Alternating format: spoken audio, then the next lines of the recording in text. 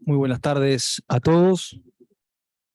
Damos comienzo al segundo día de estas 12ª jornadas de ética y administración tributaria, que son organizadas por la Auditoría Interna de la Dirección General Impositiva, conjuntamente con la Universidad Católica del Uruguay, a quien agradecemos nuevamente su colaboración. Este año las jornadas, como todos ya sabemos, tiene como eje temático el tema de ética y tecnología. Agradecemos a todos los participantes, quienes se encuentran presentes en el auditorio Semprum, y a todas las personas que participan a través del webinar. Les recordamos además que, como se hizo tal cual el día de ayer, al finalizar el último expositor, vamos a abrir un espacio de preguntas. Por lo tanto, les recomendamos que durante el evento ya vayan formulando las preguntas que estimen pertinentes. Los que están presentes las anotan en un papel y me las acercan, y directamente los que están participando por vía webinar las escriben en el chat.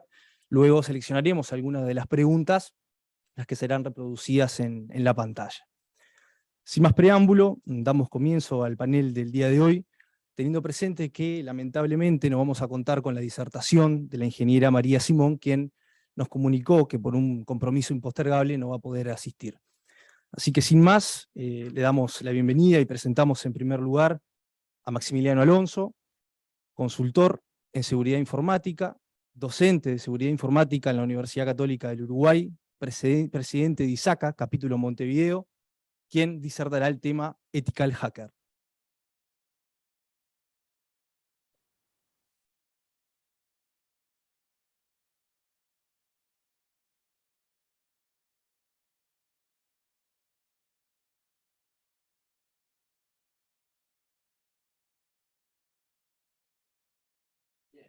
Porque me siento más cómodo, me resulta... cuando doy clases en la facultad, es imposible... Hola. ¿Me escuchan acá? ¿Está bien acá? ¿Sí? Perfecto. Me quedo acá. Estoy bien. Nada, les decía que me siento un poco más cómodo estando parado. Me hace acordar un poco a cuando doy clases. Y bueno, cuando me invitaron a este evento, ya no es la primera vez, y me dijeron que bueno, que este año era el tema de ética y tecnología, yo dije, está genial, ¿sí? Está genial porque justo es de las cosas de las que puedo hablar y que pocas veces tengo oportunidad, y que es la ética del hacker, ¿sí? O sea, cuando uno habla de seguridad informática en la carrera de grado, cuando habla de desarrollo en aplicaciones, seguridad en el desarrollo de aplicaciones, obviamente ve los aspectos técnicos, ¿sí? Pero son pocas las oportunidades en donde uno puede hablar de la ética, y particularmente de la ética de los hackers, ¿sí? Y yo quería aprovechar esta charla para tratar de desambiguar algunos conceptos, algunas ideas, ¿sí? Sobre el término hacker, ¿sí? Y lo primero que quiero hacer es que hagamos un ejercicio mental. Ahí estamos viendo esa imagen. Y nada, quiero que piensen, sin decírmelo obviamente, pero que piensen qué es cuando leen esa palabra, cuando ven ese tipo de imágenes, qué tipo de valores, qué tipo de personas creen que hay atrás de un hacker. Seguramente piensen que atrás de un hacker comúnmente vemos imágenes de este estilo, ¿sí? Pensamos que es una persona justamente con pocos valores, sin ética, que piensa en sí mismo, que por lo general hace daño, ¿sí? Por no decir siempre hace daño, ¿sí? Si me equivoco, pero por lo general entiendo yo que esa es la idea que uno tiene atrás del concepto hacker, ¿sí? Y con ese tipo de imágenes. Esto viene muy relacionado, y tenemos que dar las gracias al mundo del cine, ¿sí? Cuando uno ve películas de hacker, siempre te lo ponen como alguien oscuro, ¿sí? Alguien que por lo general delinque, ¿sí? Por no decir casi siempre en las películas. Rebeldes, no sé, al filo de la ley, ¿Mm? Y bueno, y eso realmente es mucha ficción. No solo el mundo del cine. ¿Mm? Las noticias. Estas noticias las saqué hoy. Dije, vamos a poner noticias del día de hoy. ¿Mm? Cuando uno ve las noticias, incidentes de seguridad en donde, por ejemplo, ahí vulneran sistema de salud de Florida, eso es de hoy, de ahora. ¿Mm? Exponiendo potencial hacker. Primera palabra que aparece es hacker. El hacker hizo, el delincuente hizo. La otra, hacker acceden a datos de clientes de American Airlines. ¿Sí? Cisco dice que sufrió un ataque de hacker. ¿Sí? Entonces, si nosotros nos dejamos guiar por lo que vemos en las películas, que es ficción, o sea, las películas de hackers, es todo ficción, es mentira eso de que apretás un botón y se compromete un sistema. Si nos dejamos ver por la prensa, yo entiendo que es prensa mal informada, uno dice un hacker es un criminal. ¿Sí? Un hacker es alguien que está del otro lado de la ley. ¿Sí? Y realmente no es así. ¿Mm? ¿Qué es un hacker? Un hacker no es un delincuente. No es un delincuente con altos conocimientos tecnológicos. ¿Existen personas con altos conocimientos tecnológicos que además delinquen? Sí existen, obviamente. Gente mala hay en todos lados. Pero esos no son hackers. Esos son ciberdelincuentes. Ciberdelincuentes. ¿Sí? Piratas. Un hacker es otra cosa. Un hacker está en un nivel, podemos decir, superior. Un hacker no tiene como finalidad, bueno, ahora vamos a hablar de algunos de los conceptos y premisas de los hackers, ¿no? Pero su finalidad no es el dinero. ¿Sí? Su finalidad no es hacer daño. ¿Mm? Una breve descripción de lo que sería un hacker, ¿sí? Es una persona, como dice ahí, es una persona que trabaja con mucha pasión, ¿sí? Con mucho entusiasmo. Es una persona que cuando ve algo bien hecho de su labor, se emociona. Dice, qué bueno que está hecho esto. Qué bien. ¿Y cómo lo puedo hacer mejor? ¿Sí?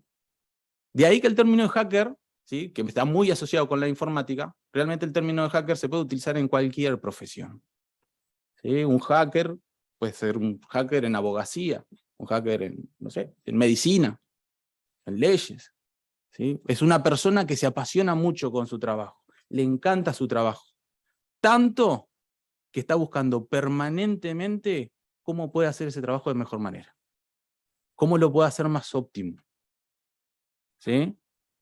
Que cuando ve trabajos bien hechos se emociona, ve belleza en ese trabajo. Qué bueno está el trabajo o la técnica que desarrolló tal o cual, no sé, médico. ¿Sí? Entonces hackers pueden haber en diferentes ramas. ¿Sí? Y un hacker es eso, una persona que trabaja con mucha pasión, con mucho entusiasmo en lo que hace y que está tratando permanentemente de ver cómo puede hacerlo mejor. Vengamos para el lado de la tecnología, porque hoy estamos en tecnología. Quedémonos un poco en lo que es el hacker informático. ¿Sí? El término de hacker es un concepto viejo. ¿Sí? Va a tener 70 años. ¿Sí? La primera vez que se utilizó el concepto de hacker fue entre los hackers del MIT, ¿sí? El laboratorio de tecnologías informáticas de Massachusetts. ¿Sí? En donde esa gente allá en la época del 50, mitad del siglo pasado, empezaron con una cultura nueva. ¿Sí? Empezaron una de las cosas que hicieron, desarrollar nuevos sistemas que eran capaces de comunicarse entre sí. ¿Sí? El MIT implementó las primeras redes de computadoras, por no decir la primera red de computadoras, que conectaron el MIT con el laboratorio de inteligencia artificial de la Universidad de Stanford. ¿Sí? Un proyecto que se llamó DARPA. ¿Sí? Ahí aparecieron, el primer uso de la terminología hacker fue esa gente. ¿Sí? Gente del nivel académico. Gente que estaba llevando los sistemas más allá de lo que se conocía. ¿Mm? Ni hablar. Mucha pasión esa gente por lo que estaban haciendo en aquel entonces. A mi entender, ¿sí? Estas personas que vemos ahí son de los hackers, a mi entender, de los más grandes que han existido y que existen, ¿sí? Dennis Ritchie, Linus Torvalds, Richard Stallman, ¿sí? Dennis Ritchie, hablando de tecnología, es el padre, el fundador, el creador del lenguaje de programación C.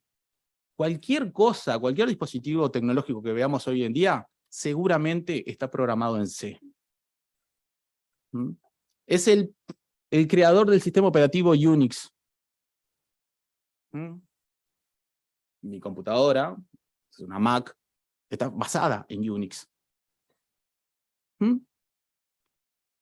Vamos a hablar después de algunos conceptos detrás de ellos. Linus Torvalds, ¿sí? La creación que hizo Linus Torvalds para lo que es el mundo de la tecnología debe ser de los elementos más admirables de la historia de la informática.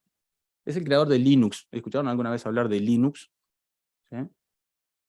Bueno, Linus Torvalds, ¿sí?, es creador de ese sistema operativo. Creador y el que lo mantiene. Y al lado Richard Stallman. ¿Sí? Richard Stallman también es un ingeniero, un informático. Pero su contribución como hacker es que fue quien promulgó todo lo que es el software libre, el open source, ¿sí? El código abierto, el acceso libre a, en este caso, código software, ¿sí? Y es el que lleva adelante la Free Software Foundation. Ahora, hay muchísimos más hackers de verdad. ¿Sí? A ver, perdón. Ninguno de estos estuvo alguna vez preso y seguramente nunca estuvieron del otro lado de la ley. ¿Sí? Y son de los hackers más grandes que han habido en la historia. ¿Sí? No son delincuentes. ¿Sí? Algunos principios y postulados de lo que sería la ética del hacker, de lo que es la ética del hacker. Allá en la época de los 70, cuando esta gente estaba revolucionando la informática, ¿sí?, aparecieron algunos periodistas, algunos estudiosos, y identificaron los postulados de la ética del hacker. ¿Sí? Algunos de los postulados dicen, bueno, ellos entienden que el acceso a las computadoras y a cualquier cosa que pueda enseñar algo acerca de cómo funciona el mundo, o sea, de cómo funcionan las cosas, ¿sí?, debería ser ilimitado y total. Esto lo podemos entender como, si quiero aprender a cómo funcionan las cosas, no tendría que haber algún tipo de traba, bloqueo, o sea, tendría que ser libre el acceso, ilimitado el acceso a poder comprender cómo funcionan los sistemas, particularmente los sistemas informáticos, que es lo que nos importa acá. ¿Sí? Entonces los hackers tienen como una de sus premisas esto, ¿sí? El acceso al conocimiento de cómo funcionan los sistemas tiene que ser libre, ilimitado, total. ¿Sí? Que cualquier persona, ¿sí?, entendiendo la interna, tratando de descomponer los sistemas, pueda ver cómo funcionan, corregirlos o incluso mejorarlos, aprender, comprender cómo funcionan. Esa es una de sus premisas dentro de la ética del hacker. Ellos dicen que toda la información debe ser libre. Y acá uno puede incluso hasta asustarse un poco. ¿Cómo toda la información? Hay información confidencial, bueno, hay información privada. Bueno, estamos hablando de información justamente que expliquen cómo funcionan las cosas, cómo funcionan los sistemas. ¿Sí? O sea, si yo quiero entender cómo funciona un sistema, necesito poder acceder a la información que me permita aprender, ¿sí?, cómo funcionan los sistemas. ¿Sí? Si necesito ver cómo funciona un pedazo de código, un software, necesito poder ver el código de ese pedazo de software. ¿Sí? Entonces, ellos entienden como ideal que toda la información debería ser libre. Con el fin de que, bueno, si yo puedo ver el código de un software, ¿sí?, pueda arreglarlo, mejorarlo, o a partir de él desarrollar nuevas ideas. Obviamente, el libre intercambio de información permite una mayor creatividad en general, me puedo basar en las ideas de otros hackers. Y acá algo que Richard Stallman no se cansa de acotar. Tenemos que entender la palabra libre, en este caso ellos dicen Free Software Foundation, o sea, como libre de libertad y no de gratuito. ¿Sí? Nadie dice que la información tiene que ser gratuita. Tiene que ser libre, ¿sí?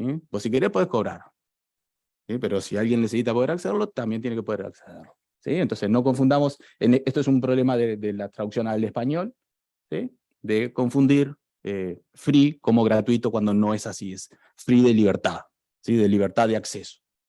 ¿Mm?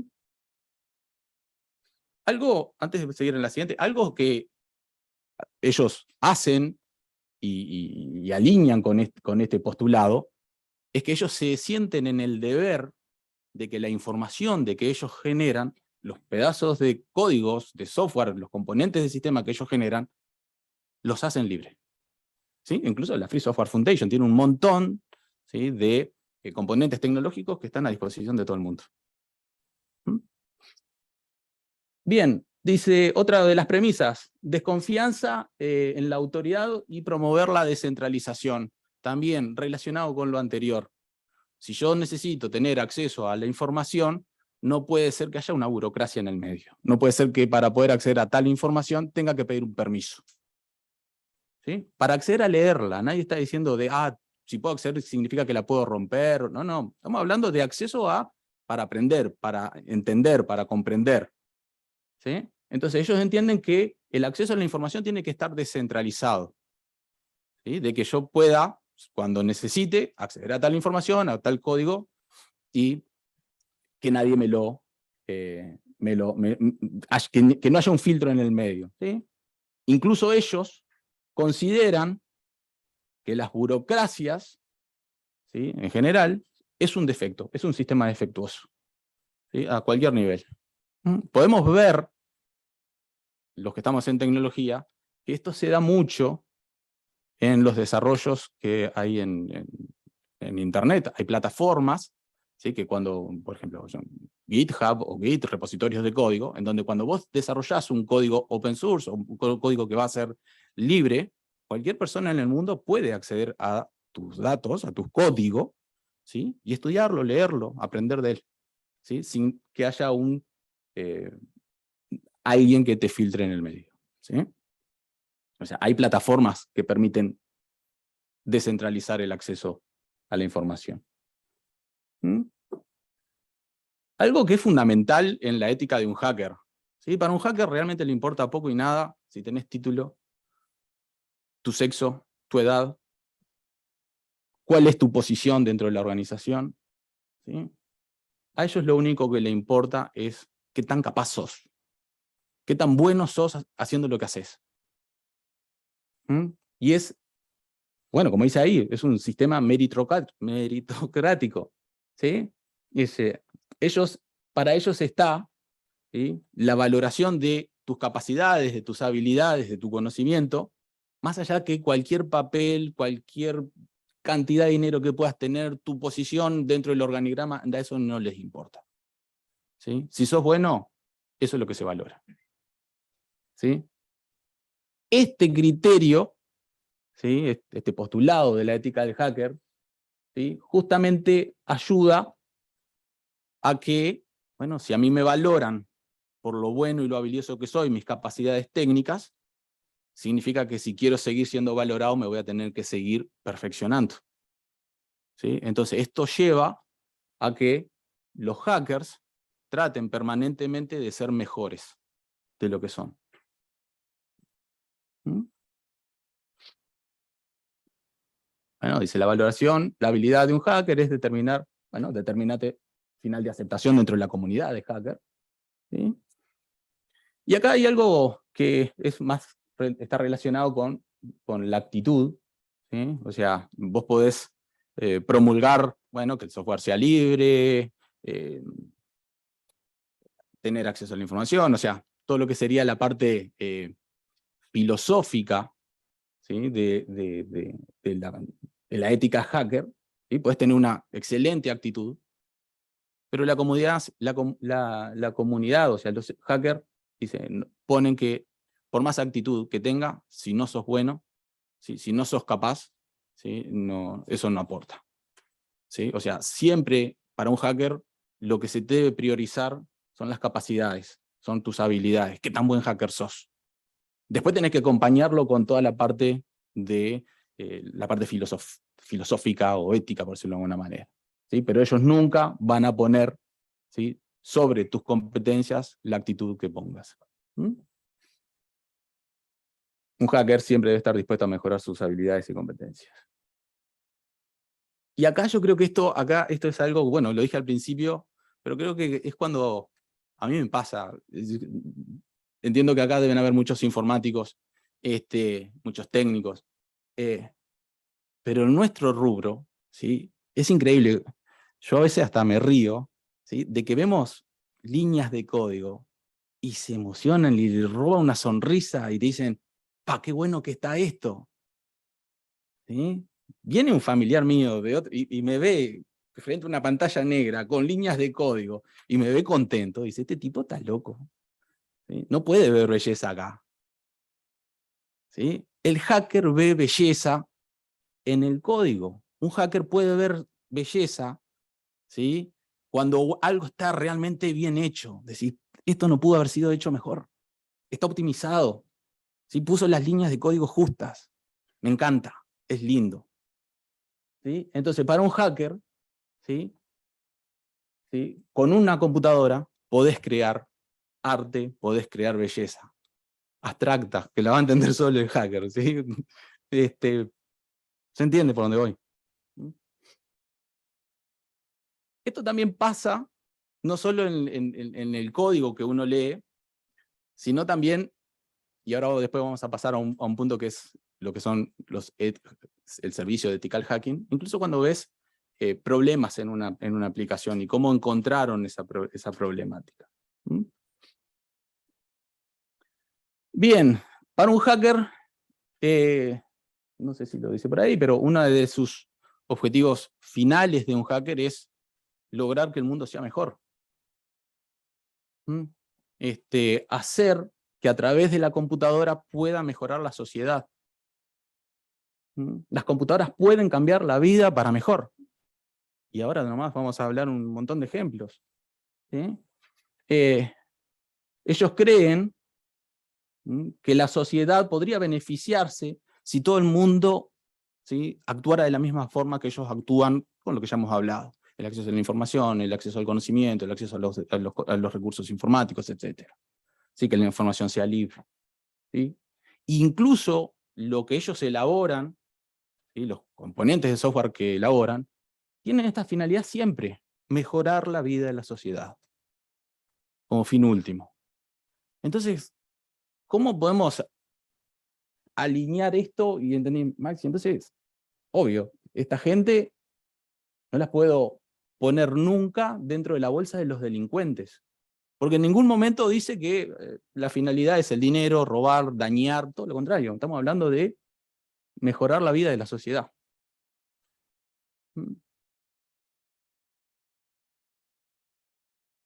El objetivo principal de un hacker es enseñar a la sociedad que el mundo abierto por el ordenador es un mundo infinito, un mundo mejor, con muchas posibilidades. Esas son las premisas de la ética del hacker. ¿Sí? Algo que ya podemos ir deduciendo es que un hacker, no hay duda, ¿sí?, que tiene que tener mucho conocimiento técnico, ya sea programando, ¿sí?, ya sea diseñando sistemas, ¿sí?, ya sea evaluando sistemas, ¿sí?, porque conoce mucho conocimiento de cómo están compuestos, cómo funcionan. Como tienen tanto conocimiento, son capaces de detectarle sus fallas, sus defectos y proponer mejoras. ¿Sí? Entonces, los hackers también son utilizados, o también se dedican, mejor dicho, a lo que son los servicios de hacking ético. ¿Sí? Que quizás alguna vez escucharon hablar de la terminología de hacking ético y no de hacker ético. El hacking ético es una actividad. ¿Sí? Es una actividad que realizan obviamente hackers. ¿Sí? Hackers especializados en lo que es seguridad en sistemas. ¿Mm? Y aplican sus conocimientos con el fin de encontrar defectos, ¿sí?, en los sistemas, verificar las capacidades, con un objetivo benéfico, con un objetivo de mejora. Reportarle al dueño del sistema cuáles son los defectos, cuáles son las fallas, cuáles son las vulnerabilidades que se detectaron y cómo debería ser para poder corregirlas. ¿Sí? Un hacking ético es un servicio que aporta valor a la sociedad, que te dice, mirá, tenés tales problemas, los podés corregir de tal o cual manera. ¿Mm? Obviamente que este tipo de actividades hay muchas formas de llevarlas adelante, ¿sí? La más común es contractual. Una empresa te contrata para que analices la seguridad, los defectos, las fallas que pueda tener el sistema de ellos mismos, ¿sí? Después hay otro tipo de contratos, por decirlo de alguna manera, que se llaman programas de bug bounty, ¿sí? Los programas de bug bounty, hay organizaciones, por decir una, que capaz que la conocen, Google, ¿sí? En donde Google te deja hackearle los sistemas, siempre y cuando le digas que encontraste una vulnerabilidad y cómo la encontraste. ¿Sí? O sea, tienen mecanismos, ¿sí?, en donde te dan las vías para hacer ese reporte de vulnerabilidades. ¿Sí? Esto en el mundo del ethical hacking es muy común.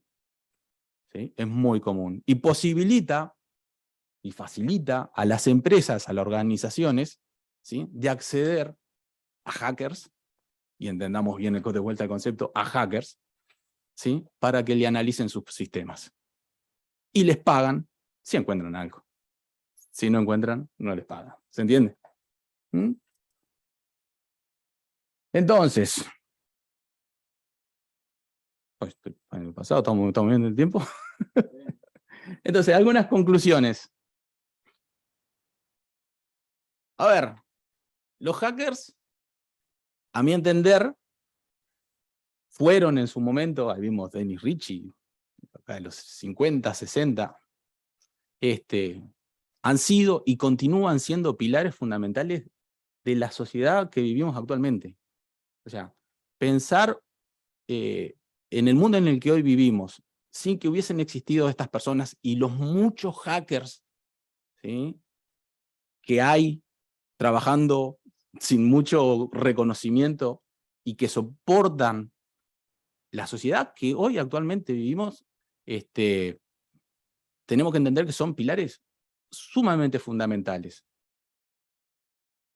Gracias a ello existe ese dispositivo, ese sistema. ¿Sí? ¿Se acuerdan que yo les dije recién que en su momento, en la época de los 50, habían dos redes, la del MIT y la de Stanford, que se unieron, que fue creación de esos hackers? Eso fue la semilla que dio fruto a Internet. A mi entender, de las herramientas más útiles, más disruptivas, más igualitarias de acceso al conocimiento, ¿sí?, y que más cambios profundos ha introducido en la sociedad actual. Imagínense un mundo sin Internet. Hoy. ¿Mm? Y acá quiero acotar algo, ¿sí? El hecho de, Maxi, pero vos me dijiste que el software tendría que ser libre, y ¿cómo lo financiás? Bueno, todo aporte voluntario de los propios hackers, ¿sí? Nadie dice que no ganes dinero, ¿sí? Pero Internet de hoy en día, ¿sí?, si no fuese por el software libre, por el software open source, realmente no sé cómo se hubiese podido implementar. ¿Sí? El servidor más común, servidor web más común, Apache Server, es software libre. Entras a la fundación de Apache, te lo descargas y no tenés que pagar un peso. ¿Sí? La resolución de nombres, o sea, lo que para nosotros es algo tan trivial como entrar a www.laempresa.com.i, los servidores que hacen ese tipo de resoluciones, de traducciones de un nombre a una IP, el más común es Bind. ¿Sí? Es lo que más se utiliza, de los servidores de DNS más utilizados. Es open source, es software libre, no sale un peso. Seguramente muchos de acá, en sus computadoras, tendrán Firefox. ¿Conocen Firefox? Es software libre, no sale un peso. Android es software libre. ¿Sí? Son todos desarrollos hechos por hackers. ¿Sí? Son dispositivos, son componentes tecnológicos que dan soporte a esta herramienta. Realmente a mí me costaría muchísimo pensar qué sería de Internet si el software libre no existiese, y el software libre existe como consecuencia de la ética de los hackers. Steven Levy, en uno de sus libros, describe y enuncia estos enunciados que hemos estado hablando. Y al libro le pone a los hackers héroes de la computación, de la revolución de las computadoras. Y realmente para mí los hackers son héroes. Gracias.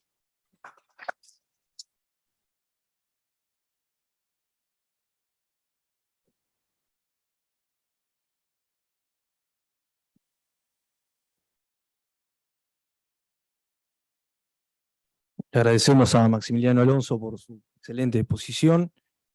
A continuación, le damos la bienvenida al magíster Roberto Balaguer, psicólogo por la Universidad de la República y posgraduado de la Universidad de Minnesota, magíster en educación por la Universidad Ort, docente en CLAE, UCO y UM, psicoterapeuta psicoanalítico, escritor y conferencista. Disertará el tema tecnología amigable y adictiva, las ciencias del comportamiento y sus dilemas éticos.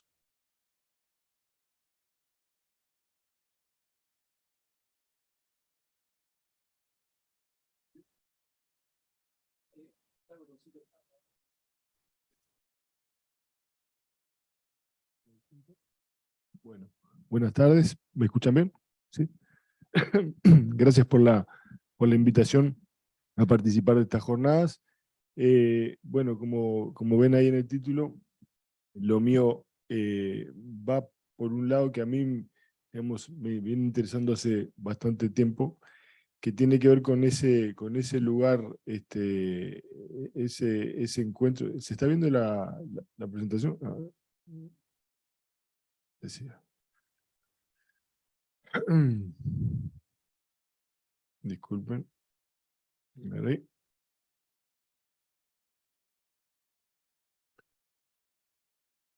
Ahí sí. Yo la estoy compartiendo.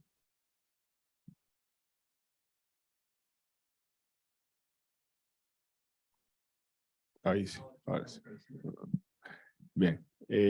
Bueno, como le decía, este es un tema, digamos, tecnología. Yo elegí el título tecnología amigable y adictiva, la ciencia del comportamiento y sus dilemas éticos, porque, digamos, en esto que yo traje algunas ideas para compartir con ustedes, hay por lo menos dos o tres grandes áreas, ¿no? Una es el área de la tecnología, otra es el área, digamos, de las ciencias del comportamiento, ¿no? Y ahí me siento bastante cercano como psicólogo. Como psicólogo, no solo como psicólogo interesado, digamos, en la tecnología, investigador de la tecnología, sino también solamente como psicólogo. Y el tercer campo es este de la ética, ¿no? Es decir, cómo alguna de las cosas en donde la psicología está participando, y digo la psicología para simplificar porque en realidad debería decir ciencia del comportamiento, ciencias sociales, estamos hablando de sociólogos, antropólogos, psiquiatras, psicólogos, digamos, toda la gente que está vinculada a lo que es el comportamiento humano, que tiene en los últimos años se enfrenta a determinadas cuestiones. En el año 2018, si mal no recuerdo, en un congreso en Estados Unidos, en un momento había una sesión de posters, ¿no? Y había una colega, éramos casi todos éramos psicólogos, ¿no? O éramos muchos psicólogos, y había sesión de posters, y en un momento había una colega brasilera que estaba, digamos, había traído su investigación sobre qué elementos eran que hacían más o menos adictivas las distintas páginas web, las distintas aplicaciones, ¿no? Entonces había elaborado un cierto protocolo para tratar de identificar eso, lo cual era bastante interesante, a mí particularmente me interesaba, y estábamos en un momento ella y yo charlando, y se aproxima un joven millennial, psicólogo, ¿no? Pero psicólogo millennial, que no es lo mismo que psicólogo, o sea, no es la idea que en Uruguay a veces tenemos de la vieja tradición psicoanalítica, ¿no? O sea, no venía con pipa, con barba, con diván, ¿no? Venía como millennial. ¿Dónde trabajás? En Google. Qué bueno, mirá. Entonces la brasilera le dice, ¿qué opinás de esto que yo traje acá como elementos? Entonces la mira y le dice, I can't talk about it. Traducido, no puedo hablar de ello. Nos reímos, ¿no? La brasileña y yo nos reímos. Creo que nos equivocamos en reírnos, porque en realidad él siguió impertérrito, a pesar de ser millennial, siguió impertérrito, y le volvimos a preguntar, bueno, pero algo podrás decir de esto. I can't talk about it. Entonces le preguntamos, bueno, ¿y por qué? O sea, que no nos vas a decirnos por qué no puedes hablar. Porque no nos dejan, porque no podemos, porque, digamos, firmamos DNA, donde, bueno, no podemos, NDA, perdón, donde no podemos hablar de las investigaciones que hacemos, ¿no? Y era algo muy parecido a, digamos, diálogos, o mejor dicho, diálogos frustrados que había tenido, por ejemplo, con integrantes de las Fuerzas Armadas de Estados Unidos, que también trabajan muchísimo en investigación, y que cuando uno, por ejemplo, le pide, bueno, ¿y esto me lo podrás compartir? Sí, me lo mandás por mail, sí, sí. Cuando le decís .com.uy, te dice, bueno, no, en realidad solo podemos hacerlo con la gente que está, bueno, te doy una dirección de Gmail, bueno, ahí capaz que sí, ¿no? ¿Por qué traigo esto? Porque hay todo un mundo, digamos, que está sucediendo por detrás, ¿no?, de las pantallas, donde hay, como decía al comienzo, decenas, centenas, ¿no?, de personas, de investigadores, de papers, de investigación explicitada y no explicitada, que cada tanto, digamos, aparece, por ejemplo, no sé si ustedes han visto la serie Social Dilemma, que está en Netflix. Si no la vieron, se las recomiendo. Para alguno quizás que no esté metido en esto le puede parecer exagerado. En realidad no lo es. Todo lo que se dice ahí es de bastante recibo y está bastante vinculado con lo que efectivamente sucede, ¿no?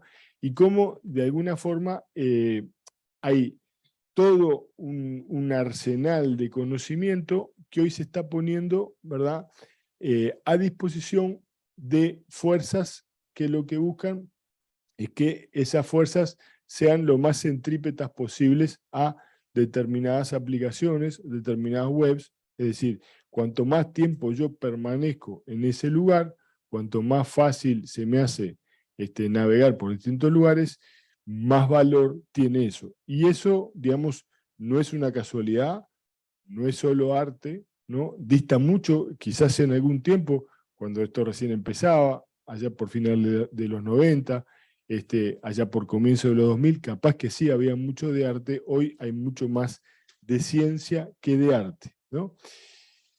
Y como dice Richard Taylor, economista, ¿no?, y habla de su paternalismo libertario, donde él, digamos, de alguna forma le gustaría que la gente hiciera las cosas que están bien, pero bueno, ahí habría que definir qué está bien, ¿no?, y qué derecho tenemos nosotros también a hacer que las personas tomen determinadas decisiones, o mejor dicho, las personas crean que están tomando determinadas decisiones, cuando en realidad esas decisiones, como decía Saramago, no, ya están tomadas y simplemente nosotros lo que hacemos es transitar por ahí. Esto implica una cantidad de dilemas éticos, que el menor de todos, si se quiere, es, bueno, ¿cuánto tiempo van a estar, yo qué sé, nuestros niños, nuestras niñas, nuestros adolescentes o nuestros adultos mayores?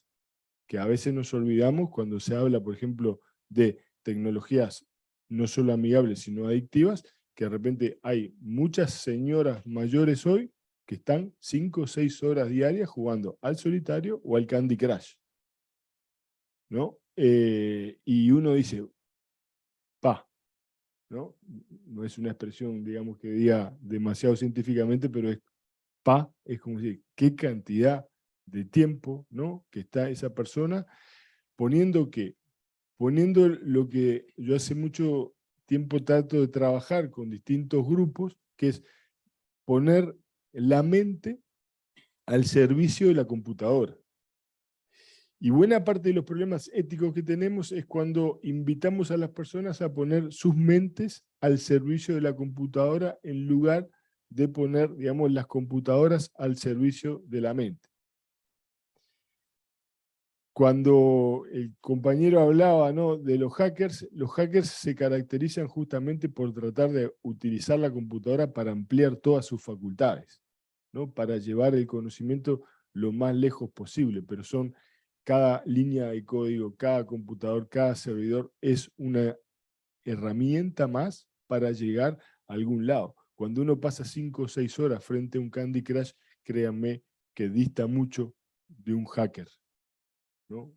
A no ser que estemos en un torneo de Candy Crush de tercera edad y bueno, y esta persona sea finalmente la ganadora de ese, ¿no?, o de quién aguanta más, o de quién, digamos, no sé, lo que sea. Entonces, ese es un poco, en el menor de los escenarios, la adicción, el estar tiempo, esto centrífugo, lo posible. Ya en el otro extremo, uno podría pensar, y es que es algo que a mí me ha inquietado y que hace ya unos años, digamos, también me preocupa y lo he planteado en más de una oportunidad, que tiene que ver ya con otro nivel del asunto y tiene que ver con, digamos, todos esos datos que nosotros vamos dando mientras estamos navegando, mientras estamos jugando, mientras estamos con nuestra mente al servicio de la tecnología, cada vez es más fácil, cada vez es más posible, digamos, hacer agrupaciones de datos, hacer algoritmos de datos, pero no con aquellas cosas, digamos, que a veces ingenuamente creemos, ¿no?, que decimos, nada, pero yo no dije cómo me llamo y no dije no di ningún dato personal. Es lo de menos. O sea, hoy por hoy eso es lo de menos. Hay muchos indicadores que indirectamente recogen muchísima más información sobre nosotros y nos terminan conociendo a nosotros mucho más que lo que nosotros nos conocemos a nosotros mismos o nuestras personas más allegadas nos conocen a nosotros mismos, ¿no? Esto quiere decir, por ejemplo, por nombrar algo que no pensaba nombrar, pero ya que estamos, lo hago, la posibilidad, por ejemplo, de predecir, ¿no?, un brote psicótico, ¿no?, o predecir una depresión antes de que la persona, digamos, efectivamente la padezca. Entonces uno puede decir, desde el punto de vista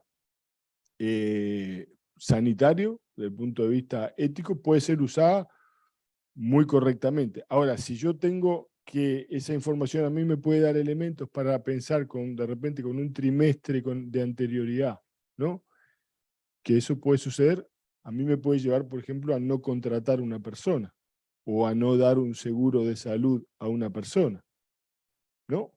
Y ahí ni siquiera, y yo en ningún momento lo hemos discutido, yo entiendo que incluso nuestra propia ley de protección de datos, que es bastante avanzada y que, digamos, y que es bastante potente en eso, hay casos, ¿no?, que tienen que ver básicamente con el perfilamiento de datos, ¿no?, a través, por ejemplo, en este caso que yo les pongo, fíjense que ni siquiera importa, uno no tiene por qué tener acceso a lo que las personas dicen, ni comentan, ni escriben, solamente con saber la cantidad de movimiento, la cantidad de texto, ¿no?, la velocidad, la frecuencia, ¿no?, y digamos, y algún dato más de cuánto se apaga y se prende un celular, alcanza, ¿verdad?, para armar algunos perfiles de estas características. Y esto es apenas incipiente. O sea, la aspiración es que, digamos, a partir de eso, uno pueda perfilar casi que psiquiátricamente a las personas,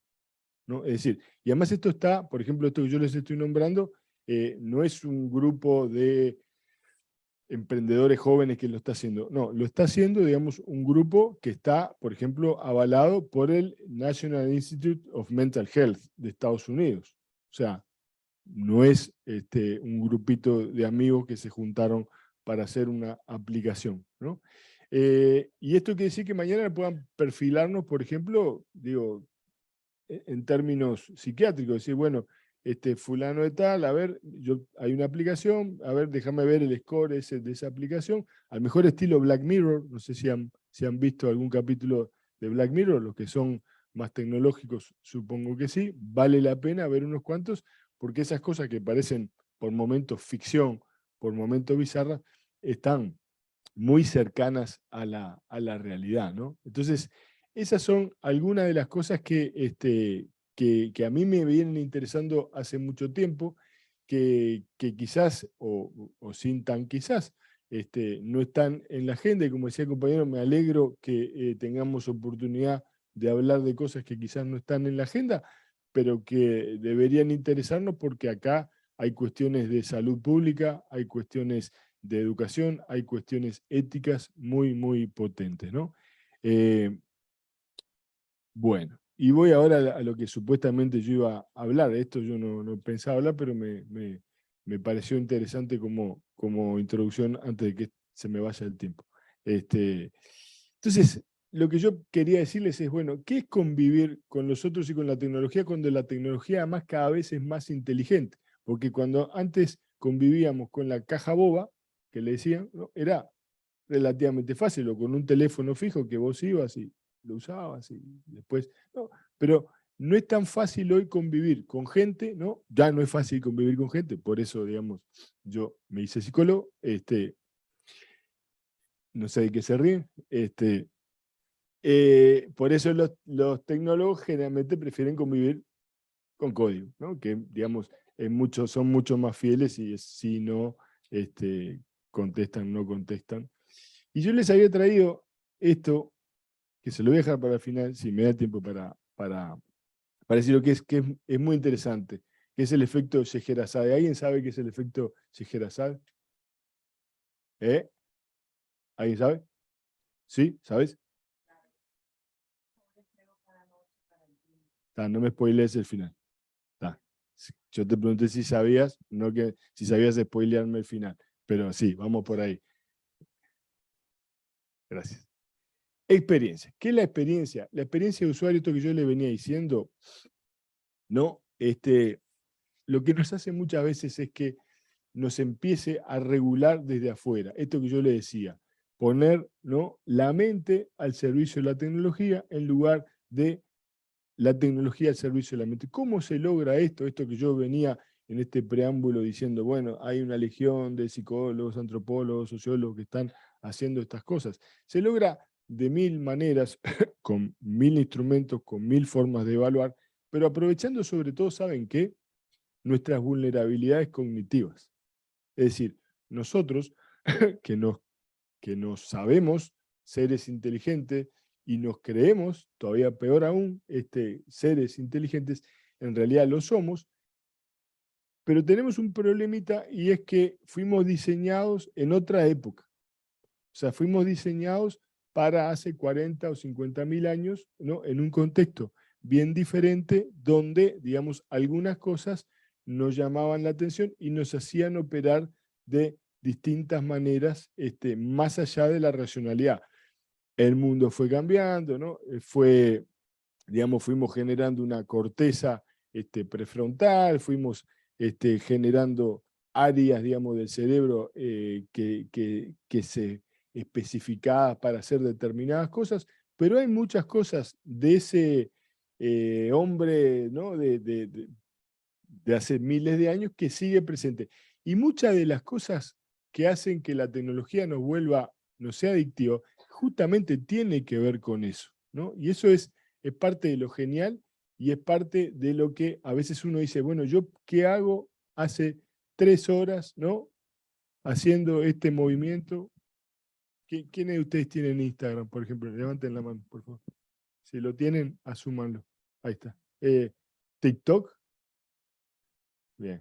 Ya es un, digamos, etario, es una franja etaria que, gracias por participar igual el resto, ¿no? Be Real también. Bueno, ¿alguien Be Real tiene? ¿No? ¿Sos tecnológico? Correcto. Bueno. Nosotros tenemos derecho de protección de datos con la imagen nuestra. Saca fotos para allá. Bien, entonces, digamos, piensen ustedes cuántas veces pasamos haciendo este movimiento, ¿no?, del scroll, ¿no? Y este movimiento que parece tonto, ¿no? Si se lo damos a un chimpancé, por ejemplo, para que lo haga, ¿no? Lo logra hacer, al igual que todos ustedes que tienen Instagram, ¿no? O sea, nada personal con ustedes. Digamos, pero logra hacer ese mismo movimiento porque es muy fácil, muy amigable, no genera demasiado ruido, no molesta tanto, y randómicamente nos van apareciendo cosas, ¿no?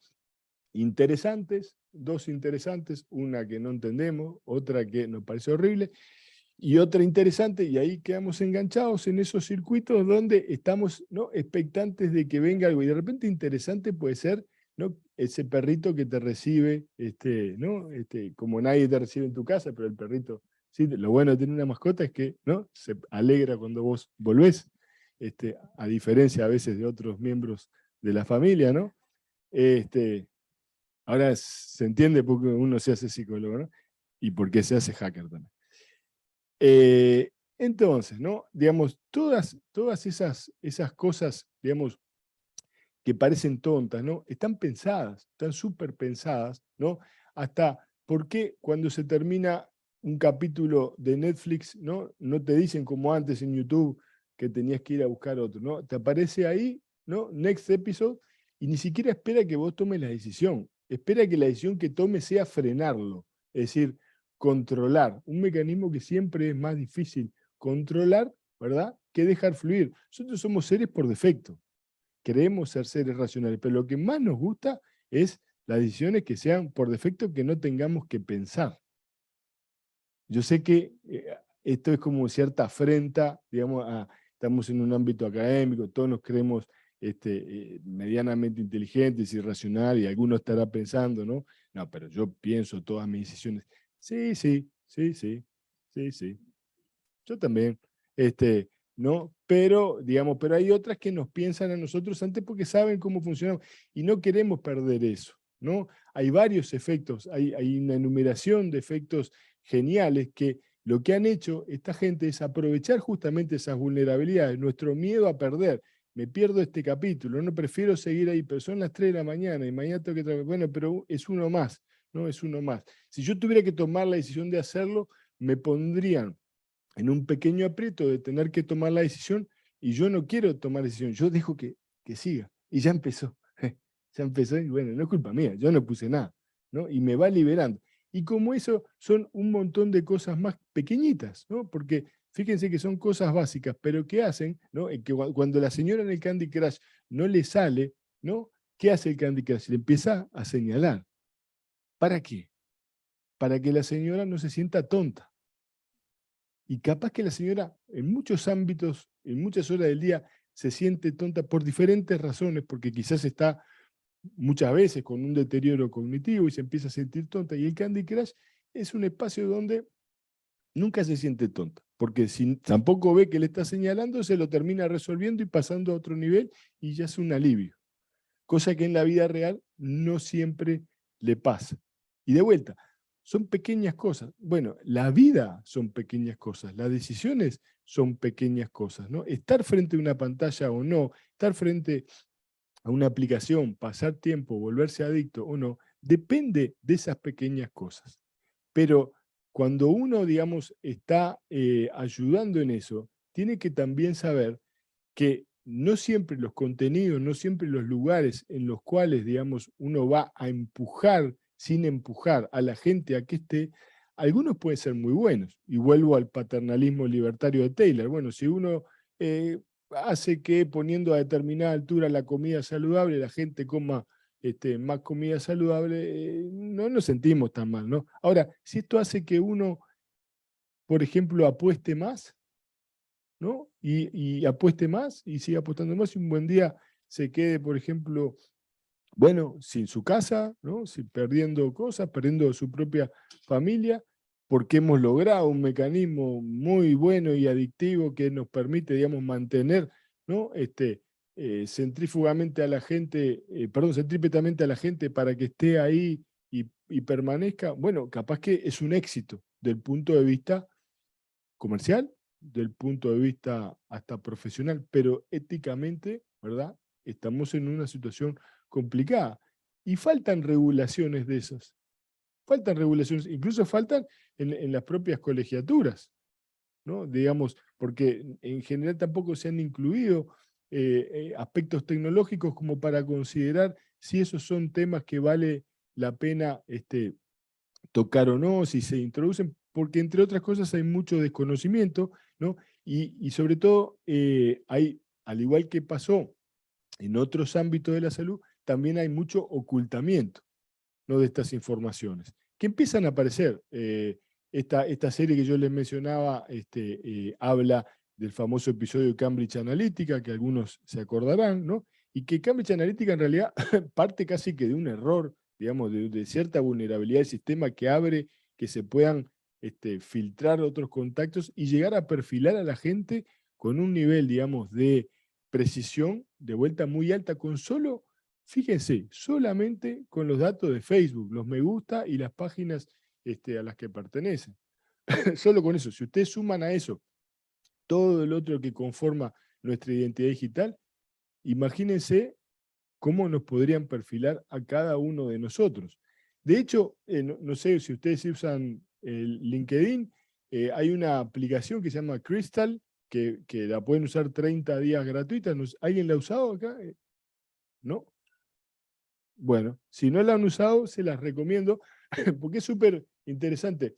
Es uno de estos modelos interesantes que está bien en esa frontera, ¿no? Crystal lo que hace es toma digamos, un modelo de perfilamiento de personalidades y lo que hace es a todos tus contactos que tenés en el mail, ¿no? Y que están en LinkedIn, les da un perfil, ¿no? Entonces, cuando vos le vas a escribir un mail, sobre todo cuando le vas a escribir un mail, te dice, bueno, mira, a fulano, ¿no? No le gusta que le pongas introducciones largas, ¿no? Anda al grano, decirle bullet points. Coso, coso y coso, ¿no? Cariño, cacho, ping, y listo, ¿no? Ahora, fulano que le gusta, digamos, que es más social, ¿no? Y que necesita la interacción, y que ahí hacerle una introducción, preguntarle de la familia, ¿no? Y entonces uno dice, pero ¿esto cómo es? Y hagan la prueba, mándenle a uno de los sociales un bullet point, capaz que se les ofende, ¿no? Y mándenle al otro lo social, y bueno, le va a decir, anda al grano, seguramente, ¿no? ¿Cuál era tu pregunta al final de todo? ¿Cuál era qué aspirabas a que yo te contestara? Bueno, en fin, digamos, esta es una aplicación, la pueden usar 30 días gratis, yo se las hiper recomiendo si no la han usado, porque vale la pena para entender mejor, digamos, de qué se trata todo esto que yo quería comentarles y que me parece que es un ámbito súper apasionante, súper delicado, ¿no? Y que merece también la atención para de alguna manera que cuando alguien nos diga I can't talk about it, ¿no?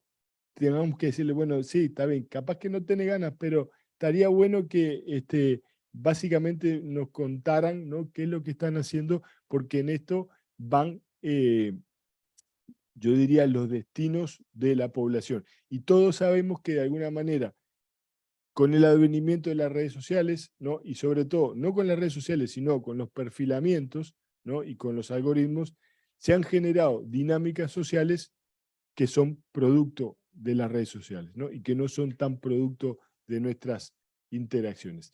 Me quedó el efecto Scheherazade, pero bueno, para otro momento, si no, se los recomiendo que lo busquen, porque vale la pena. Si tenemos después algún momento de preguntas y respuestas, pueden aprovechar para ver qué es el efecto Scheherazade, que lleva 2 minutos. Muchas gracias.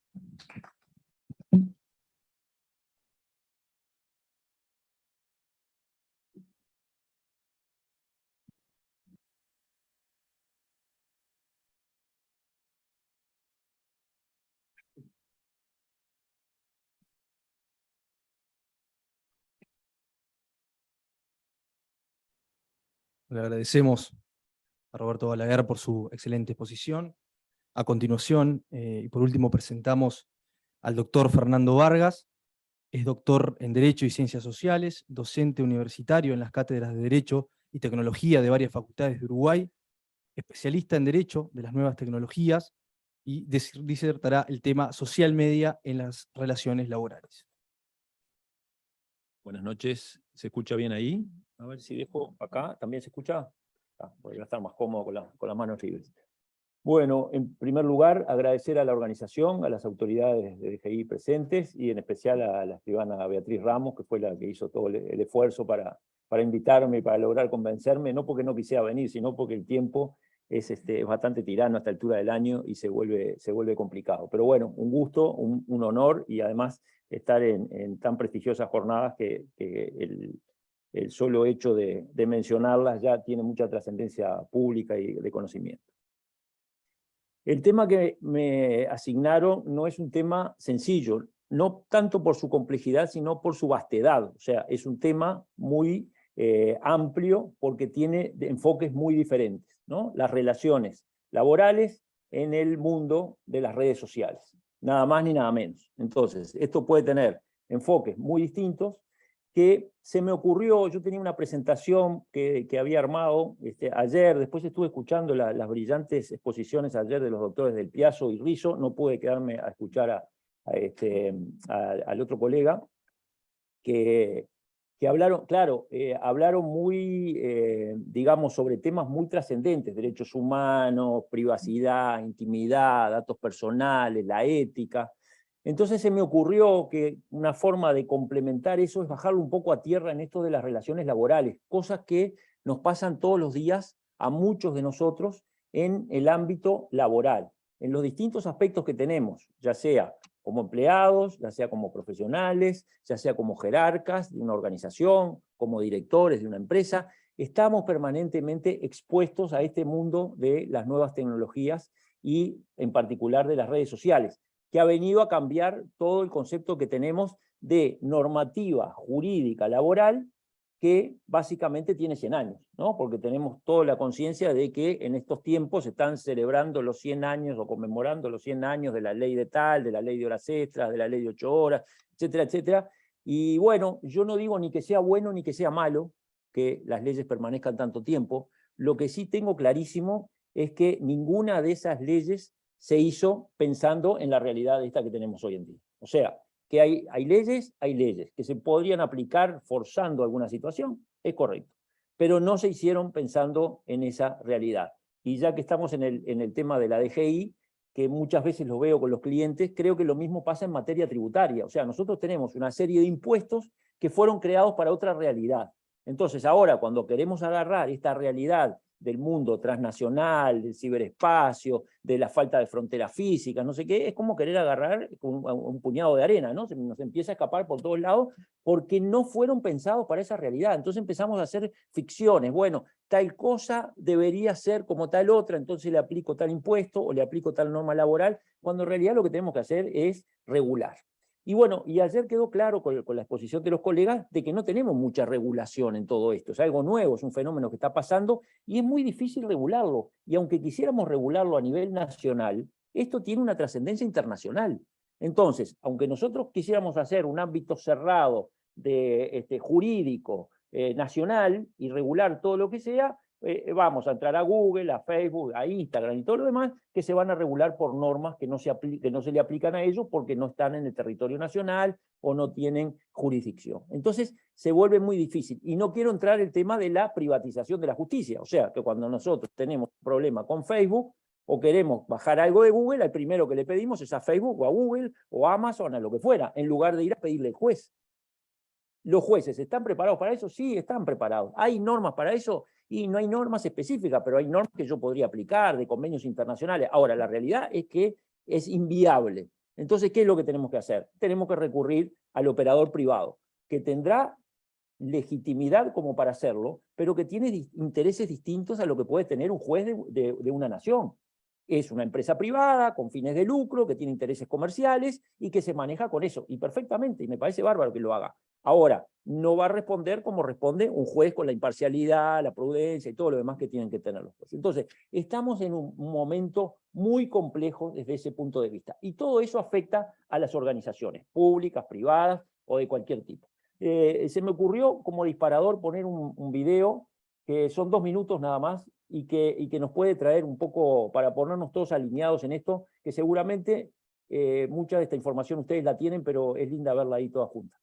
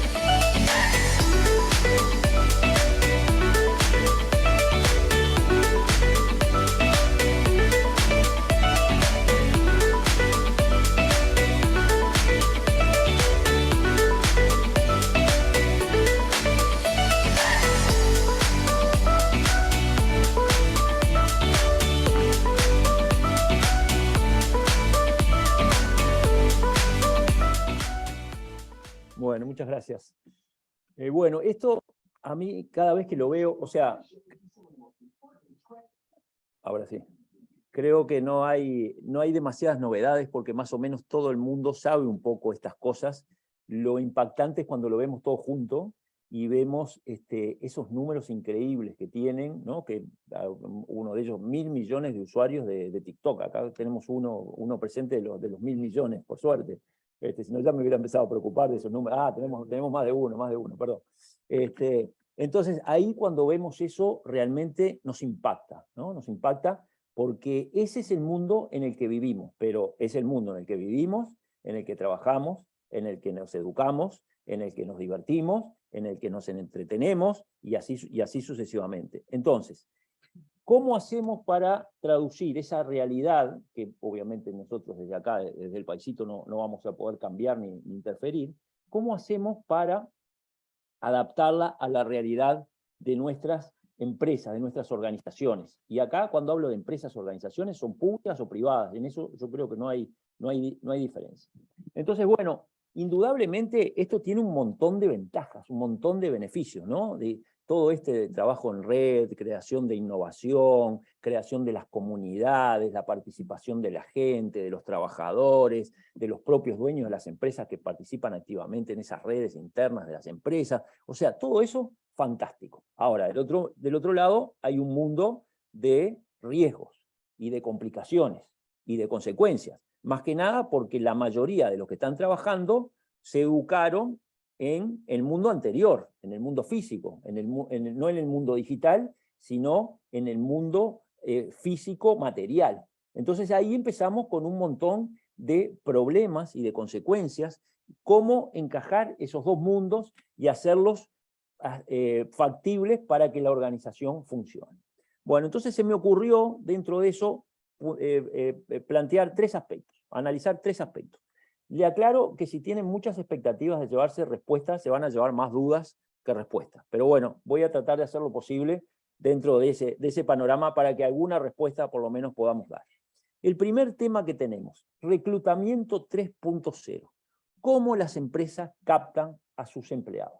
En el mundo tecnológico, y seguramente el ingeniero Lafite lo debe padecer, más que saber, padecer, en el mundo tecnológico hoy en día la competencia es feroz por los recursos, ¿no? ¿Por qué? Porque acá en Uruguay tenemos pleno empleo, porque tenemos desocupación negativa, o sea, que hay más empleos ofrecidos de los trabajadores que tenemos. Dicen que hoy en día si hubiera 3.000 informáticos más, encontrarían trabajo de un día para el otro acá en Uruguay, las empresas lo tomarían. Bueno, pero esto no se adapta, no se aplica solo a los informáticos, se aplica a cualquier empresa para reclutar personal.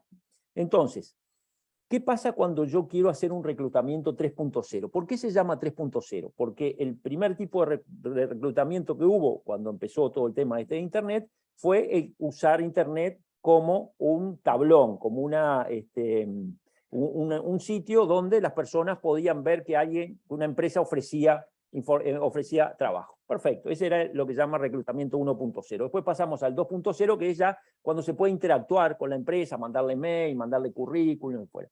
Y hoy tenemos el 3.0, que es el reclutamiento por las redes sociales, a través de redes sociales, utilizando redes sociales. Entonces, lo primero que tenemos que preguntarnos es, ¿las empresas recurren a analizar las redes sociales cuando precisan incorporar personal? Bueno, una encuesta que se hizo en España ahora a mediados del 2022, muy poquito, dice que más de 6 de cada 10 empresas, o sea, el 63% creo que es, de las empresas recurren a las redes sociales. Y eso tiene muchas ventajas y tiene muchos riesgos. Entonces, ¿qué es lo que puede pasar cuando el empleador recurre a las redes sociales? Para captar, para conocer y para validar el ingreso o la aceptación de un potencial candidato. Lo primero que va a haber seguramente son las redes sociales laborales, llamémosle así, o profesionales, LinkedIn o alguna otra similar, donde la persona pone todos sus antecedentes profesionales, su capacitación, sus últimos trabajos, etcétera, etcétera. Lo cual parecería que no hay demasiado problema en la medida que esas redes fueron pensadas para eso y el seleccionador las utiliza para eso. Ahora, acto seguido, ¿qué es lo que hace el seleccionador? Ustedes se imaginan, aunque no lo hagan, van a las otras redes, van a ver del postulante, van a ver Facebook, van a ver Instagram, van a leer los posteos en Twitter, y ahí nos empieza a aparecer otra persona. ¿Tá? Otra persona de la cual el seleccionador está utilizando sus datos personales para cumplir una actividad que no está prevista para eso, porque en realidad la persona cuando se saca una foto con un amigo y la sube en un estadio o en la playa o lo que fuera, no está pensando que eso va a ser motivo de calificar o eliminarlo en una presentación que está haciendo en una postulación para un trabajo. Y ahí empieza todo un montón de problemas. ¿Está regulado eso? No está regulado. ¿Hay principios generales? Sí hay principios generales. Uno es la Ley de Protección de Datos, y a pesar de que el amigo Balaguer tiene dudas sobre eso que dijo, yo le digo que está regulado, que se quede tranquilo, que no debería pasar jurídicamente el tema porque la salud mental y los perfiles y todo eso está específicamente regulado y específicamente protegido por la Ley de Protección de Datos. No es el caso de los hackers y de legal hackers, que hay un proyecto de ley donde van a pasar a ser delincuentes todos los legal hackers. Después lo hablamos cuando terminemos por las dudas. Pero yo le doy a los dos, ¿no? A los dos le doy respuestas a esa pregunta que ellos fueron haciendo. Bueno, entonces les decía, utilización de los datos personales. Obviamente que creo que más o menos todo el mundo lo sabe, que uno de los pilares básicos de la Ley de Protección de Datos es el consentimiento informado. Solo pueden usar mis datos las personas a las cuales yo le doy mi consentimiento para que los use. ¿Tá? Entonces, cuando yo pongo algo en un posteo, en una red social, no está pensado para eso y no le estoy dando implícita, expresamente, obviamente que no, pero implícitamente tampoco, porque el consentimiento tiene que tener determinadas características. ¿Qué es lo que hacen muchos seleccionadores, que capaz que ustedes no lo hacen? Le piden al postulante que los acepte como amigo en sus redes, para ver lo que no está público, sino también para ver lo que está privado. Absolutamente ilícito, desde mi punto de vista, jurídicamente absolutamente ilícita, porque una de las características que pide la ley de protección de datos para obtener el consentimiento es que sea libre. Y acá, evidentemente, no hay una relación de libertad. El postulante no lo hace libremente. Por lo tanto, ese consentimiento para mí está viciado. O sea que ahí tenemos un tema importante con el manejo de los datos personales.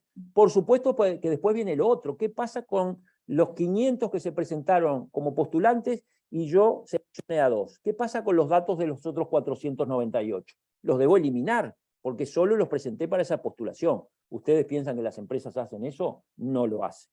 Bueno, ahí tenemos otra ilicitud que está regulada, que está arreglada y que claramente significa una violación de la normativa.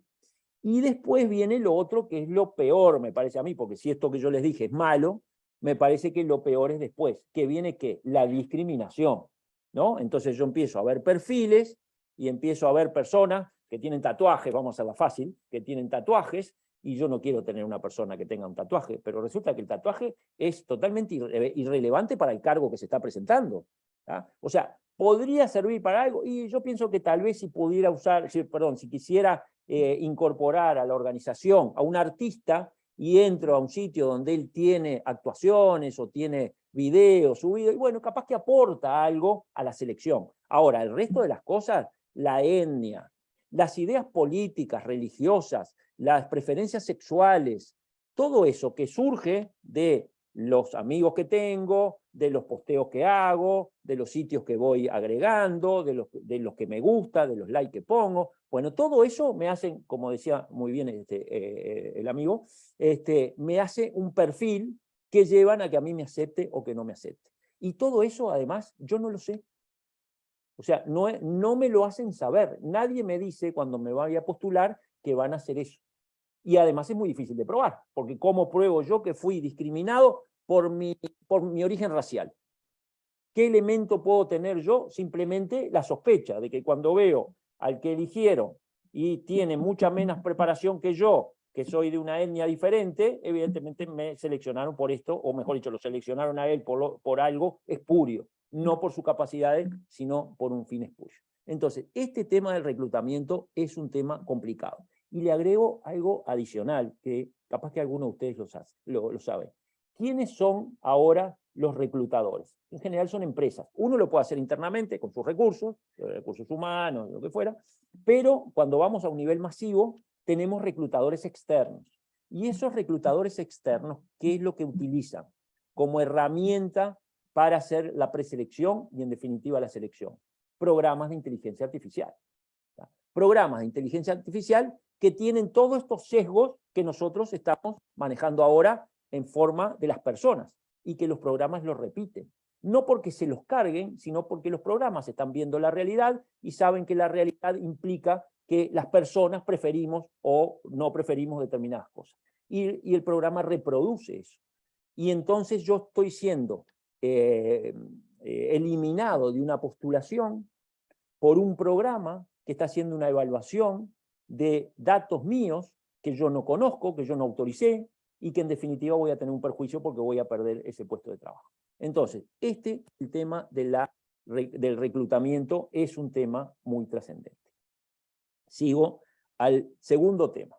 El segundo tema es que como beneficio o como ventaja de este nuevo mundo de las redes sociales, se crean trabajos nuevos. Uno de ellos es el Community Manager, que ustedes saben quién es el que maneja la red de la organización. Los SEO, que son los SEOs con S, que son los que posicionan a la organización en los buscadores y hacen determinadas actividades profesionales que permiten que cuando yo busco algo, esa empresa aparezca primera en Google o segunda en Google a los efectos de tener un mejor posicionamiento. Esas son actividades obviamente lícitas, son actividades que la empresa contrata y son actividades que tienen en juego ¿qué? algo nuevo, algo que es muy preciado hoy en día, pero que hace unos años no existía. Es la reputación digital de la organización. Cualquier error que cometan esas personas, fundamentalmente los community, en una respuesta mal hecha, en un posteo mal subido, en una foto que tenían que poner y no pusieron, o a la inversa, que no tenían que poner y que pusieron, lo que está en juego no es el prestigio del que sube el posteo, sino de la organización toda. Y ahí todas las consecuencias que traen derivadas de ese nuevo sistema de funcionamiento de relacionamiento. Bien, perfecto. Y acá nos vamos al tercer tema, ya se me fue. Vamos al tercer tema que me proponía tratar con ustedes. Y es el control que puede hacer el empleador con respecto al uso de las redes sociales de los trabajadores. Acá claramente tenemos dos derechos que están en tensión.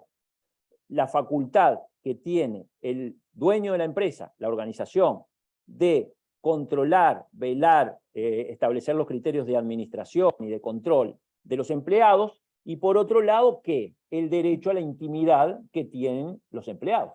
Entonces, ahí tenemos derechos en tensión. Cuanto más avanza más retrocede este otro. Cuanto más avanza la intimidad y la privacidad, menos control voy a tener. Bueno, ese es un equilibrio muy difícil. Que ya me adelanto a decirlo, que cuando hay problemas, el que lo resuelve siempre es un juez. O sea que eso es una garantía que tenemos. Generalmente estas cosas terminan en juicios laborales, donde el juez laboral se expide sobre la licitud o ilicitud de los comportamientos. Ahora, ¿qué es lo que puede hacer el empleador a los efectos de controlar al empleado? Bueno, en primer lugar, vamos a hablar del uso de las redes sociales en las horas de trabajo, en el horario de trabajo, en forma espuria. No estoy hablando del community manager, sino que estoy hablando del empleado administrativo o un empleado técnico que pasa 4 horas del día entre Facebook, Instagram y TikTok. Todo eso, y acá tenemos el técnico informático que nos puede ilustrar mejor, todo eso queda registrado. Queda registrado, toda la navegación que hace esa persona queda registrada. O sea, el empleador tiene el medio de probar dónde estuvo, cuánto tiempo estuvo en Facebook, cuánto tiempo estuvo en esto, lo que fuera. Otra cosa que suele pasar es que las descargas ilícitas o las descargas de material no permitido generan una complejidad y un enlentecimiento de los sistemas informáticos de la empresa, además de que la expone a problemas de seguridad informática, porque empiezan a descargar cualquier cosa indebida y empiezan a generar contingencias en la seguridad informática. Lo primero que quiero decirles con respecto a esto es que si la empresa prueba que un trabajador usó indebidamente, en forma reiterada, grave, ¿no? Como siempre pasa en el derecho laboral, las redes sociales, el correo electrónico o lo que fuera, cualquier otra herramienta de trabajo, en forma ilegítima, es causal de notoria mala conducta y puede ser despedido sin indemnización. De eso tenemos mucha jurisprudencia. Ahora, ¿dónde está el problema? El problema está, ¿cómo lo pruebo? ¿Cómo lo pruebo? Porque, por ejemplo, yo les dije, bueno, el uso en las redes sociales yo lo puedo probar por la navegación. Y acá hago un paréntesis. El uso del correo electrónico lo puedo probar por los contenidos de los correos. Ahora, la pregunta ¿es lícito que el empleador ingrese al correo electrónico del trabajador, @empresa, no un correo electrónico personal, sino el @empresa, que tiene clave, que por supuesto se lo dieron como una herramienta de trabajo? Sobre eso hay dos posiciones en la doctrina internacional. Uno es, el correo electrónico es una herramienta de trabajo y por lo tanto solo se la dan para eso y si la usa mal va a tener que ser sancionado. Y por otro lado, posición en la cual yo me afilio desde el punto de vista de la legislación uruguaya, el correo electrónico es correspondencia. Y por lo tanto, si es correspondencia, está contemplado en el artículo 28 de la Constitución, que dice que los papeles de los particulares y su correspondencia epistolar, telegráfica o de cualquier especie es protegida por la legislación. Y después tenemos el Código Penal, que establece una serie de delitos con respecto a la violación de correspondencia, etcétera, etcétera. Entonces, ahí tenemos un problema. ¿Cómo llegamos a eso? ¿Por qué les dije que hacía un paréntesis con las redes sociales? Porque la navegación la prueba de la navegación en determinados sitios, evidentemente no afecta el contenido. Yo no sé lo que esa persona vio en Facebook o lo que vio en tal otro lado.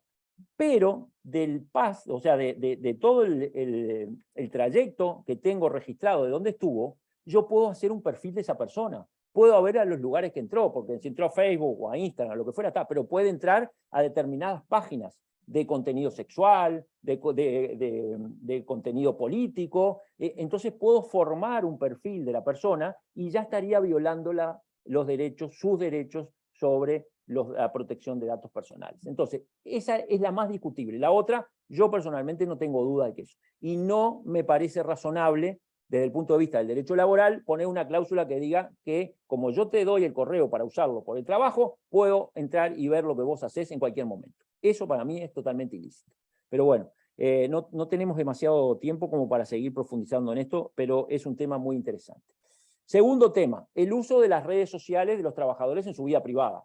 Ahí no tenemos nada que decir. Cualquier persona puede tener sus redes sociales, utilizarla en su vida personal, particular, lo que fuera. Pero ¿dónde se da el problema?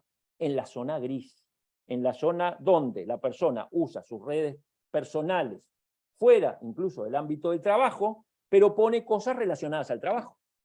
Y ahí es donde viene el problema. ¿Eso está bien o está mal? ¿Puede el empleador tomar medidas sobre eso? Les voy a poner un caso que pasó hace poquitos meses en Uruguay, que seguramente ustedes lo saben. Tengo 3 casos para mencionarles, pero esto fue el más reciente. El de las 2 maestras que fueron despedidas hace poco porque subían material a TikTok, subían videos a TikTok, videos que eran de ellas bailando en su casa con sus amigos, de ellas en la playa, en malla, en bikini, en la playa, o sea, nada no era ni pornográfico, ni de ningún tipo, era su vida personal, pero ¿qué pasó? Que en determinado momento un padre advierte que su hijo de 11 años, alumno de esta maestra, estaba con los videos de la maestra, en bikini. Entonces, ¿qué es lo que hizo? Alertó a los otros padres, porque estaban todos los alumnos, obviamente, pasándose los videos de la maestra. ¿Y qué es lo que hicieron los padres? Fueron a quejarse al colegio. Y el colegio dijo que eso era una conducta indebida. Y las despidieron. Se está tramitando, no tenemos sentencia todavía, pero ven que es un caso límite, un caso que estoy en el medio, es mi vida privada. Ni siquiera me voy, o sea, porque ahí estoy hablando de imagen, ni siquiera me voy al otro caso, que es más controvertido todavía, cuando yo hago posteos de cosas políticas o religiosas que están relacionadas conmigo, pero que como yo soy una figura de determinada empresa, afectan el prestigio de la empresa. Entonces llaman al dueño y dicen, che, ¿viste el gerente tuyo lo que hizo? Mirá lo que posteó, que entra a tal lado, hace tal cosa. Y ahí empieza el problema, y lo llaman. Y lo llaman. O el segundo caso que quería mencionarles pasó hace poco también con un trabajador que le pagaron y no le gustó lo que le habían pagado, y hizo unos comentarios en Facebook sobre la empresa, lo que hacía, su jefe y todo lo demás, y lo que no se dio cuenta que el jefe estaba agregado como amigo en Facebook. ¿Tá? Por lo tanto, al otro día, señor, venga acá. ¿Tá? Bueno, eso no es libertad de expresión. Ahora, está violando o está atentando contra la honorabilidad de la empresa. Entonces, ¿cómo se evacua eso? Yo se los dije al principio, siempre hay un juez que es el final, el que resuelve. ¿Tá? Y por último, el último caso que tenía para comentarles es el de un periodista del diario El Telégrafo de Paysandú, una periodista, perdón, que tuvo la mala idea de tuitear una noticia antes de ponerla en el diario. Entonces la llamó el dueño y dijo, usted tiene que trabajar para el diario, usted es periodista, las 24 horas, no sé qué, no puede hacer esto porque, bueno, pero eso es una noticia que ni siquiera era noticia policial y ella no era cronista policial. Dice, bueno, se la tenía que haber mandado al cronista policial para que la subiera él. Bueno, todo eso terminó en ¿qué? Despido de esta persona. Así que como ustedes ven, este es un mundo apasionante. Todos los días tenemos problemas de este tipo. En el estudio, con los clientes que vienen, tenemos las empresas que no saben cómo administrar esto, hacemos reglamentos donde se hacen políticas de uso de la imagen de la empresa, de las herramientas informáticas, pero siempre estamos en la zona gris. ¿Por qué? Porque esto es muy dinámico y todos los días tenemos cosas relevantes que permiten generar estos conflictos que permanentemente están pasando. Y lo que no tenemos es una legislación. Tenemos que legislar sobre esto, que yo sé que es complicado, pero tenemos que hacerlo. Así que creo que estoy en el tiempo, me pasé 2 minutos. Agradezco por la atención que me dieron. Muchas gracias.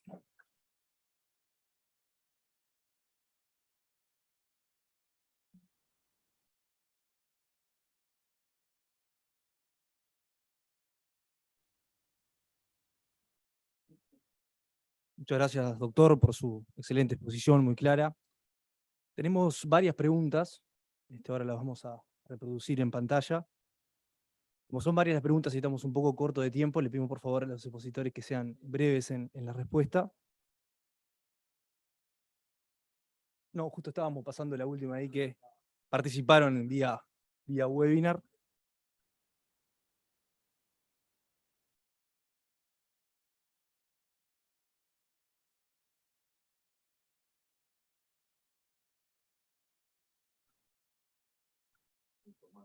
Bueno, la primera para Maximiliano Alonso.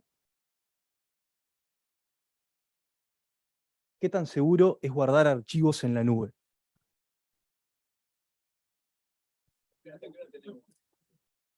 Por favor, sea breve. El micrófono.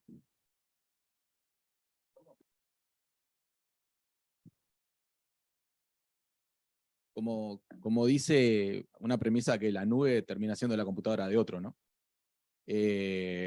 Tan seguro como esa otra computadora esté configurada y tan seguro como vos la uses. Yo te diría que eso. O sea, no deja de ser un servidor, no deja de ser una infraestructura. Puede ser infraestructura propia y es como que me digas, bueno, ¿qué tan seguro es guardar archivos en mi infraestructura? Y bueno, tan seguro como esa infraestructura esté configurada y tan seguro como esa infraestructura vos la utilices. Y la nube es exactamente lo mismo. Yo lo que sí te veo ahí es temas legales y temas de frontera, ¿sí? O sea que al fin y al cabo, si sos una empresa local y guardás la información en la nube, la jurisprudencia termina siendo donde está ese servidor, ¿sí? Entonces ahí creo que eso es algo que podría llegar a cambiar y que tendrías que evaluar.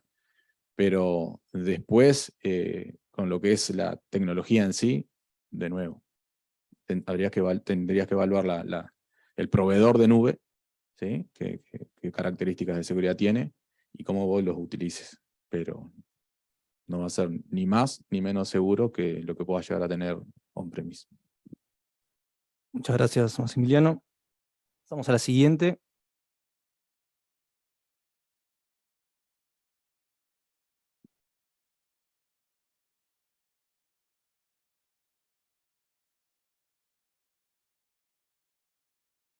Pregunta para el doctor. ¿Qué opina acerca del timer instalado en la PC personal de un trabajador que desarrolla su labor de forma remota? ¿Considera que es lícita dicha forma de control? Para Fernando Vargas. Bueno, voy a contestar rápidamente. Esto se aplica no solo al timer, sino a cualquier medida de ese tipo que se pueda tomar, una cámara o algo similar. Lo importante cuando se adopta tecnología de control es, primero, tiene que ser conocida por el empleado. Eso es lo primero. Segundo, tiene que analizarse si cumple el fin para el cual está hecha. Por ejemplo, si yo pongo una cámara de seguridad acá que apunta a aquella puerta por una razón de seguridad y el empleado lo sabe, pero mañana hay un despido del empleado y yo voy a usar estas filmaciones para decir que salía cada 5 minutos a fumar. Entonces, eso no corresponde. ¿Por qué? Porque esa cámara no fue puesta para controlar al empleado. Si yo la pongo para controlar la asistencia del empleado, tengo que decirle al empleado notificarlo. Tercero, tiene que ser algo adecuado en cuanto a la proporcionalidad. Saber si el motivo por el cual se pone esa medida tecnológica responde realmente a la necesidad de ponerla y que sea el medio menos invasivo en cuanto a la privacidad del empleado. O sea, que no contestaría en forma genérica, o mejor dicho, específica sobre este caso, porque no conozco todo el resto, pero sí lo que digo es que cualquier medida de esa tecnológica que se ponga tiene que ser actuar de buena fe, tiene que ser razonable, tiene que ser proporcional y fundamentalmente tiene que ser puesta en conocimiento de los empleados. Muchas gracias, doctor. Pasamos a la siguiente. Esta es para Roberto Balaguer. ¿Por qué si a las personas les molesta que se intrometan en su vida privada, luego la comparten en sus redes sociales?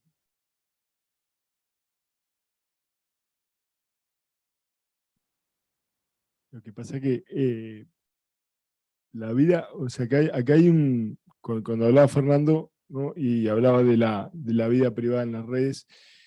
Es difícil pensar que las redes sociales son vida privada, ¿no? Porque es como estar en 18 de julio y Andes, ¿no? Y estar diciendo cosas todo el día y esperar que uno eso lo considere vida privada. O sea, yo tiendo a pensar que es más bien una vida pública eso que estás haciendo ahí, ¿no? Distinto es el estadio, ¿no? Donde uno ahí sí, digamos, muestra otras partes de uno, aunque haya mucha gente.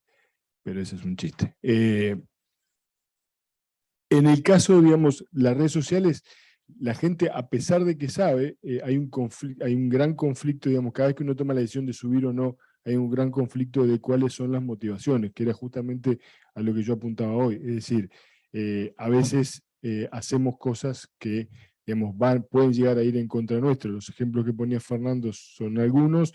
Hay muchos otros, digamos, digamos, si ustedes piensan en la política, por ejemplo, hay varios ejemplos también, digamos, de políticos que han puesto cosas que se le han vuelto en contra, futbolistas, personas, digamos, del espectáculo, ¿no? Que por buscar una cosa, por de repente aparecer, estar, llenar cierto vacío o mil motivaciones, digamos, terminan atentando contra sí mismos. Y eso pasa en la vida digital y en la vida material también. No sé si con eso, digamos, pero lo que más me interesa decir es que no hay una intromisión en la vida privada cuando vos estás hablando en una red social. Por definición, una red social es un lugar público, ¿no? Permíteme agregar algo sí, en cómo el no. mismo sentido, que está muy interesante eso que tú estás diciendo. La mayoría de los autores entienden que la Internet o las redes hay un principio de exposición. O sea, que cuando uno sube algo, sabe que es para ser expuesto. Aunque no lo haga voluntariamente, sabe que es para ser expuesto. Entonces, de ahí es donde vienen los riesgos. Cuando dicen, se filtró un audio. Bueno, se filtró un audio porque alguien lo subió. Por primera vez, alguien lo subió. ¿Ah? En el estudio muchas veces vienen y nos dicen, doctor, tengo una idea brillante, pero no quiero que nadie me la copie. ¿Cómo la puedo proteger? No se la cuente a nadie. Bueno, es la única forma de protegerla, porque el momento que yo la empiezo a comentar, bueno, esto pasa lo mismo, o sea, si no queremos que los alumnos nos vean en bikini, lo más prudente es no subir fotos en bikini, porque no sabemos a dónde van a llegar esas fotos. ¿Tá? Eso con el caso de hoy. Muchas gracias. Esta para Maximiliano Alonso. ¿Usted cree que los hackers tienen mala fama por la prensa? Sí, pero no porque haya mala intención de la prensa, sino porque la prensa especializada no cae en esos errores. Entonces, la respuesta es sí, y nada. Lo hacen por desconocimiento, creería. Muchas gracias. También para ti no lo apagues, Maximiliano, que es para vos también. ¿Los hackers viven de donaciones nada más? No. Los hackers tenemos trabajo, que nos pagan sueldos o hacemos servicios. Cuando yo me refería a donaciones, me refería a los proyectos de software libre. Los proyectos de software libre sí, generalmente, cuando son proyectos grandes, se sustentan con donaciones, ¿sí? Que las donaciones no tienen que por ser solo económicas, ¿no? Estamos hablando que, por ejemplo, dedicar tiempo, esfuerzo, conocimiento es un tipo de donación. O sea que cada hacker vive de su trabajo, y a mi criterio, cuanto mejor cobre y mejor valore su trabajo, mejor. Distinto es lo que es el software, la información que ellos liberan, ¿sí? Y los proyectos de software libre que esos hackers realizan. Ahí sí, si son proyectos grandes, no hay otra forma de sustentarlo que con donaciones. Bueno, muchas gracias, Maximiliano Alonso. Tenemos la última pregunta. Bueno, quedó pendiente a Roberto Balaguer esta pregunta. En realidad podría decir que era una trampa para que quedaran colgados, ¿no? Que justamente era lo que yo, pero no era eso. Se los leo, lo tengo acá.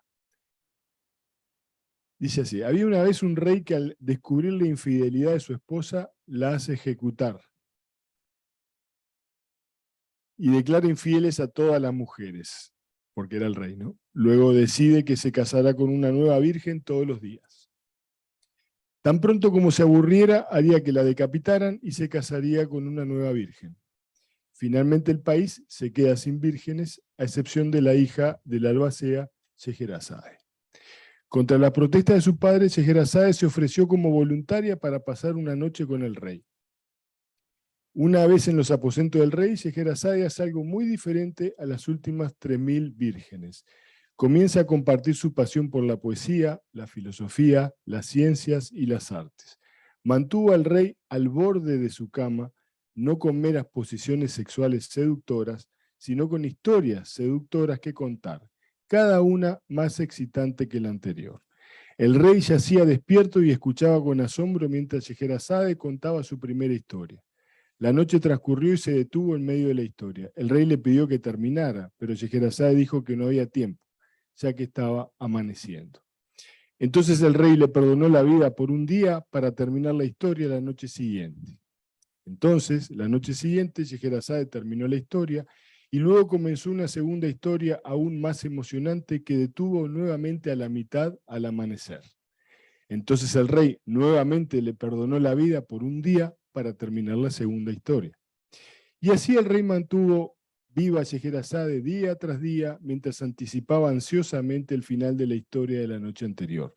Al final de las 1001 noches y las 1001 historias, Scheherazade le dijo al rey que no tenía más historias que contarle.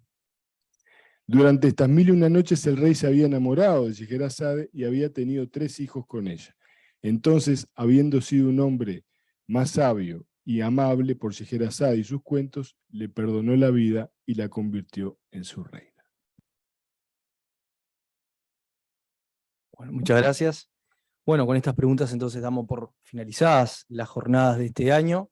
Le agradecemos, por supuesto, a los expositores, tanto del día de ayer como del día de hoy, por sus excelentes disertaciones. Le agradecemos a los participantes. Y bueno, nos reencontraremos seguramente el año que viene para otras jornadas y los invitamos a compartir ahora un café en el hall. Muchas gracias.